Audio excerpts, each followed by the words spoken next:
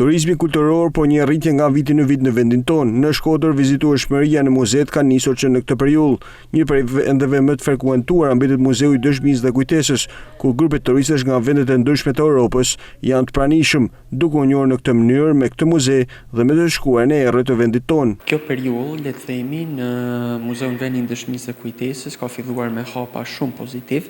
Kemi një interes mjaft të madh të turistëve për interesimin që ata kanë për të mësuar më shumë në lidhje me historinë dhe me kulturën e Shkodrës dhe patjetër Muzeu Vendi i Dëshmisë dhe Kujtesës, që është një muzeum tipologjik që trajton historinë e diktaturës komuniste, sigurisht që mbetet në vëmendjen e këtij turisti i cili viziton Shkodrën dhe ka interes për mbi historinë. Sipas përgjegjësit të këtij muzeu, Gjerardo Nikjari, turistët që e vizitojnë ka një uri rreth historisë gjatë viteve të komunizmit në Shqipëri. Turistët që neve na frekuentojnë si muzeum janë turista cilësor në kuptimin që ata fillimisht e kanë një lloj përgatitje për historikun e Shqipërisë para viteve 90, pra në raport me atë çfarë përmban muzeumi ynë, Vendi i Dëshmisë dhe Kujtesës, por gjithashtu edhe ka një uri të përgjithshme në lidhje me historinë e përgjithshme të Shqipërisë. It's the first time in Albania. Unë vi nga Franca,